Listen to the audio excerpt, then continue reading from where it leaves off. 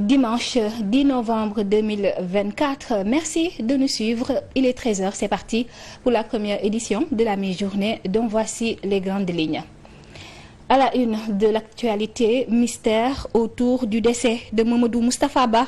Les résultats de l'autopsie réalisée cette nuit à la demande du procureur de la République près le tribunal de grande instance hors classe de Dakar ont révélé plusieurs éléments qui sont de nature à attester que la mort n'est pas naturelle, d'après un communiqué du parquet qui a ouvert une enquête pour déterminer les causes de la mort de l'ancien ministre des Finances et du Budget. La cérémonie de levée du corps qui était prévue ce dimanche à l'hôpital militaire de Ouakam n'a finalement pas eu lieu. À suivre en début d'édition, la réaction de Maître El Hadji Diouf, avocat de la famille du défunt. Le dossier du jour est consacré aux conditions de travail des femmes de ménage au Sénégal. Entre faibles revenus mensuels et une absence d'assistance sociale et juridique, ces travailleuses subissent beaucoup de difficultés. Et puis les crises en Palestine et au Liban au menu du sommet extraordinaire de l'Organisation de coopération islamique OCI prévu lundi 11 novembre à Riyad. Le président de la République, Bassirou Diomaye Faye, va y prendre part. D'ailleurs, le chef de l'État a quitté Dakar ce matin, direction l'Arabie Saoudite. Telles sont les grandes lignes à développer au cours de cette présente édition. Bonjour et bienvenue à toutes et à tous.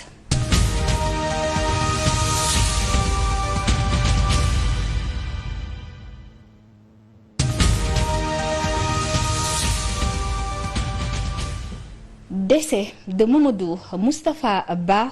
Les résultats de l'autopsie ordonnée par le procureur de la République pour déterminer les causes du décès de l'ancien ministre ont révélé plusieurs éléments qui sont de nature à attester que la mort n'est pas naturelle, informe un communiqué du parquet publié ce dimanche. Pour les besoins des investigations qui nécessitent des actes d'enquête complémentaires, les formalités liées à la procédure de levée du corps et d'inhumation sont renvoyées à une date ultérieure, révèle la même source. La famille de feu Mamadou Moustapha Ba réclame sa dépouille pour pouvoir procéder à son inhumation. La levée du corps qui était prévue ce dimanche à l'hôpital de Ouakam a été reportée. Maître El Hadji Diouf, l'avocat de la famille, dit ne pas comprendre l'utilité de la procédure enclenchée par le parquet pour élucider les circonstances du décès de l'ancien ministre des Finances et du Budget. Selon la robe noire, cette autopsie n'avait pas lieu d'être. Article 66, Code de procédure pénale du Sénégal, chapitre 1er qui parle des crimes et des délits flagrants. Donc le procureur nous amène dans le cadre d'une situation de crime. Et ici on nous dit, en cas de découverte d'un cadavre, qu'il s'agisse ou non d'une mort violente, mais si la cause en est inconnu ou suspecte, l'officier de police judiciaire qui en est avisé informe immédiatement le procureur de la République. Donc ici, il s'agit d'une plainte déposée auprès d'un officier de police judiciaire qui saisit immédiatement le procureur de la République. Où est la plainte de la famille? Qui a déposé une plainte dans la famille? Personne. Donc, l'officier de police judiciaire n'est pas saisi pour qu'il puisse à son tour saisir monsieur le procureur de la République. C'est la raison pour laquelle nous demandons aux autorités, et notamment à monsieur le procureur de la République, de permettre l'inhumation sans délai de Mamadou Moustapha Ba, ce haut fonctionnaire de l'État. Cet homme de dimension exceptionnelle ne mérite pas ce traitement. D'ailleurs, Madiambal Diagne a réagi à la suite de la décision prise par le procureur de la République près le tribunal de grande instance hors classe de Dakar d'enquêter sur le décès de Mamadou Moustapha Ba. Madiambal Diagne a écrit sur X, je cite, « À mon humble avis, s'il y avait matière pour ouvrir une enquête, la justice française s'en serait chargée avant de livrer la dépouille à la famille. Comment s'imaginer que les autorités françaises n'enquêteraient pas sur une mort suspecte, s'interroge le journaliste investi à la 15e position sur la liste Jàmm ak Njariñ de Amadou Ba. Le président Bassirou Diomaye Faye a quitté Dakar ce matin pour se rendre à Riyad, en Arabie Saoudite, où il prendra part au sommet extraordinaire de l'Organisation de coopération islamique OCI, informe une note de la présidence. Prévu pour le 11 novembre, c'est-à-dire demain lundi, ce sommet réunira les chefs d'État des pays membres de l'OCI afin de discuter des crises en Palestine et au Liban, ajoute la source. Le communiqué indique que ce sommet vise à renforcer le soutien et la solidarité de la Oumma islamique envers ces deux pays frères et à promouvoir une paix durable dans la sous-région. La participation du chef de l'État sénégalais s'inscrit dans l'engagement constant du pays en faveur de la paix et de la stabilité dans la région arabe et au-delà, ajoute la présidence.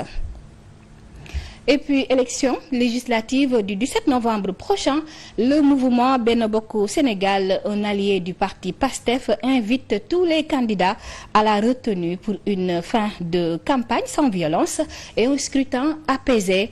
Le M2BS souhaite ainsi que les élections législatives se tiennent dans la sérénité pour le triomphe de la démocratie sénégalaise.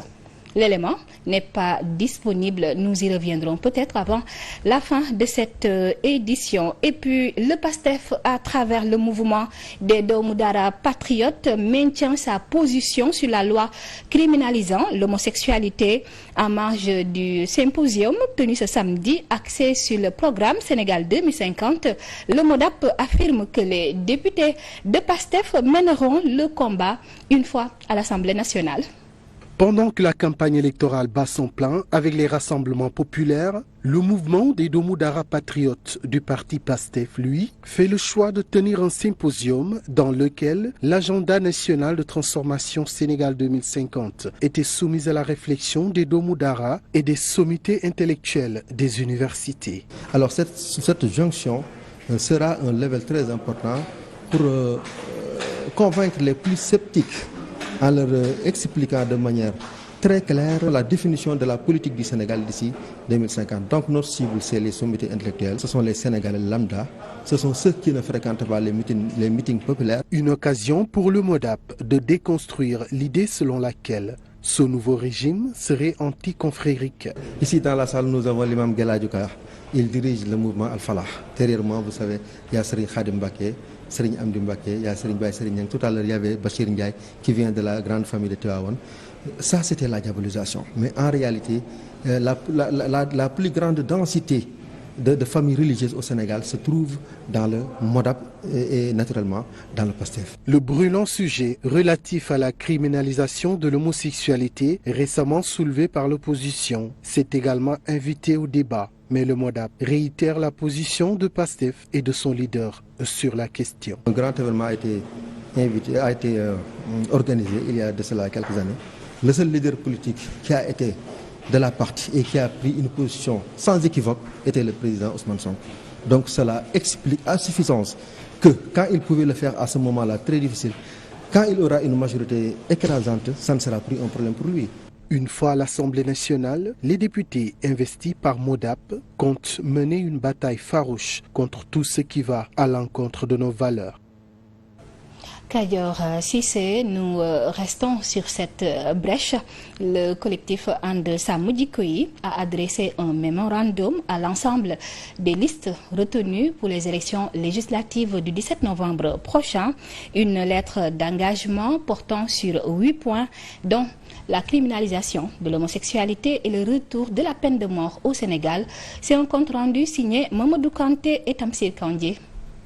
Après un combat de longue haleine sous l'ancien régime pour l'adoption de certaines lois, dont celle relative à la criminalisation de l'homosexualité, And Samm Jikko Yi ne compte pas ranger aux oubliettes ces différentes propositions. Vous avez été témoin de l'engagement du principal parti d'opposition d'alors, aujourd'hui au pouvoir, à travers son leader, M. Ousmane Sonko, aujourd'hui Premier ministre. Je le cite. La première chose que nous allons faire lorsque nous aurons la majorité à l'Assemblée nationale sera de voter la loi sur la criminalisation de l'homosexualité. Depuis l'arrivée des nouveaux dignitaires du pouvoir, Ils n'ont pas cessé de leur adresser des correspondances allant dans ce sens. Le 24 mai 2024, le collectif a remis au Premier ministre Ousmane Sonko la lettre transmissive du mémorandum participant des aspirations légitimes du peuple sénégalais. C'est dans les mêmes termes que le collectif avait saisi le président de la République, M. Bassirou Diomaye Diakhar Faye.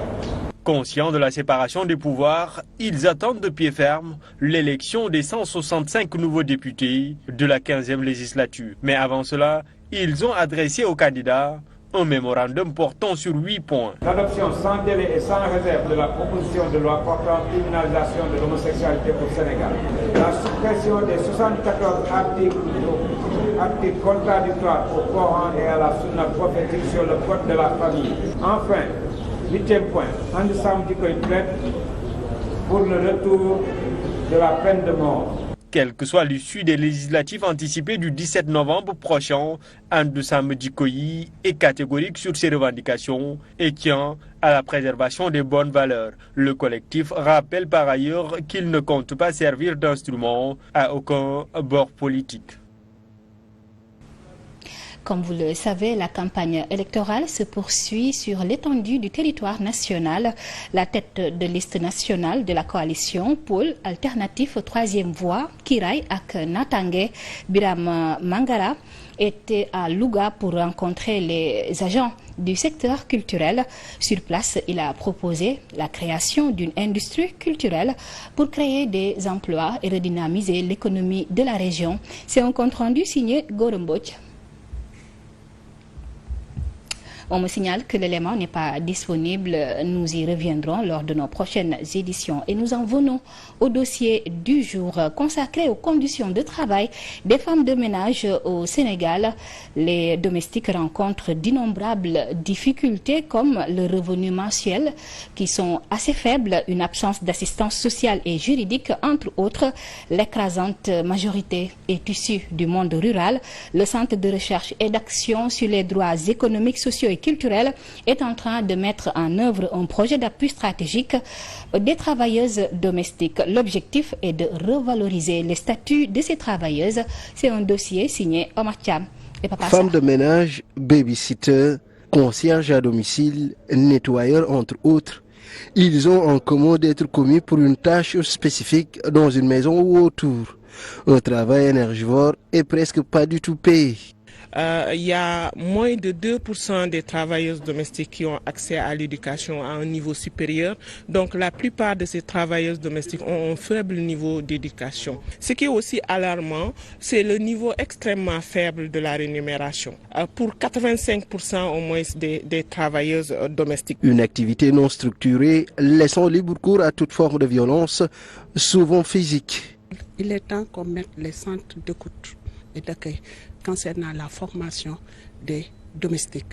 Parce que si on les forme, validés par un diplôme, la deuxième chose est de sensibiliser maintenant le patronat qui est nous, à titre informel, les sensibiliser sur l'arrêté ministériel qui existe et qui fixe un barème de salaire.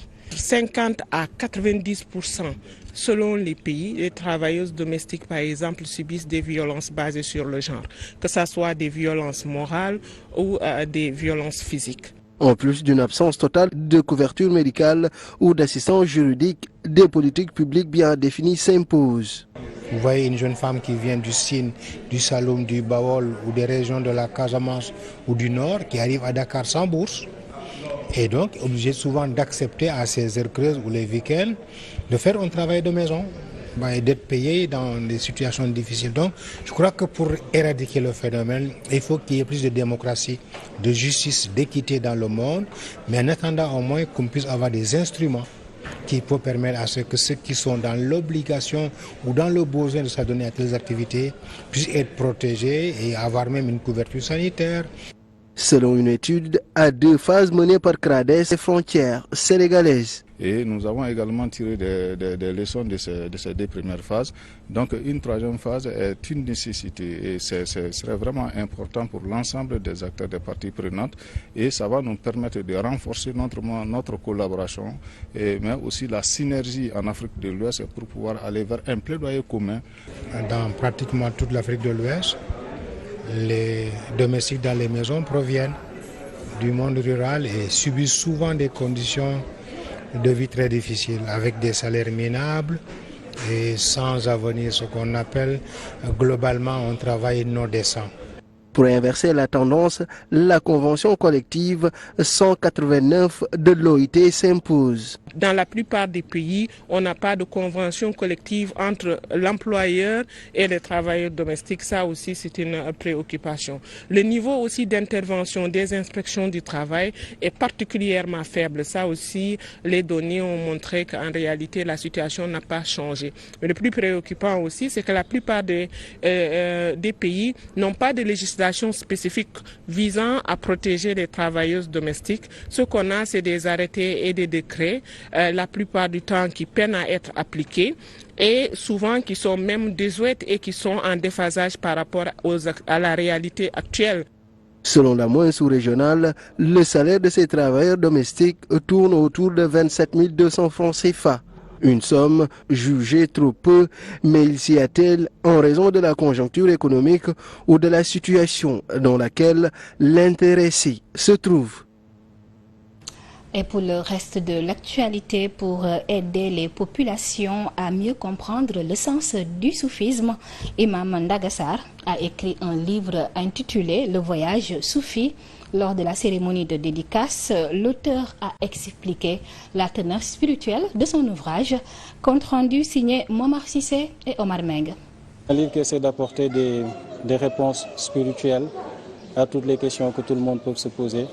Et donc c'est un supplément de littérature qu'on apporte sur les étagères des bibliothèques du Sénégal. Et donc c'est un ouvrage qui vient apporter une touche de spiritualité dans un monde emporté par les vagues de la modernité. Et c'est de spiritualiser les visions et de donner des points de repère pour ceux qui veulent s'engager dans la voie spirituelle. Principalement, il s'agit de l'histoire du soufisme dans une première partie, histoire de donner un peu des points de repère à ceux qui ne connaissent pas ce domaine. Ensuite, il y a ce qu'on peut appeler les prérequis, ou en tout cas les 2 piliers du cheminement spirituel, c'est-à-dire la quête éternelle de savoir et la pratique de la religion, mais dans sa dimension méditation et zikr. Et la 3e partie est consacrée à ce qu'on pourrait appeler la finalité de la quête soufie. La finalité de la quête soufie, c'est cette humanité dans notre quotidien, dans nos actes de tous les jours et dans les interactions que nous pouvons avoir avec les autres. Sur l'international, en plus bref, élection présidentielle de 2025 en Côte d'Ivoire, Pascal Affi N'Guessan a été réélu samedi à la tête du Front populaire ivoirien, FPI, avec 99,34% des voix. C'était lors d'un congrès organisé à Yamoussoukro.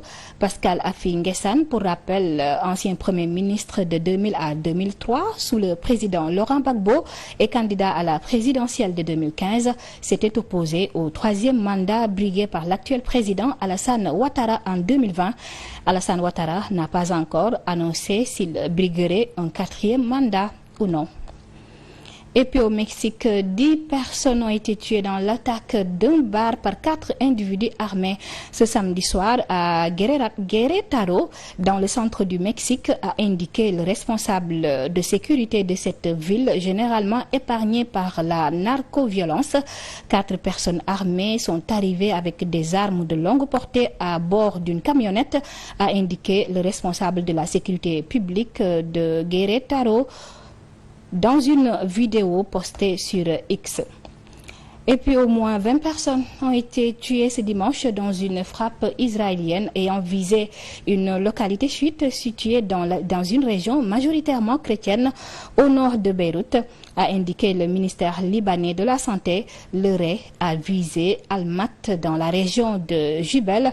Les recherches dans les décombres se poursuivent. Chers téléspectateurs, c'est la fin de cette édition. Merci de l'avoir suivi. Je vous retrouve à 14h pour le journal en Wolof.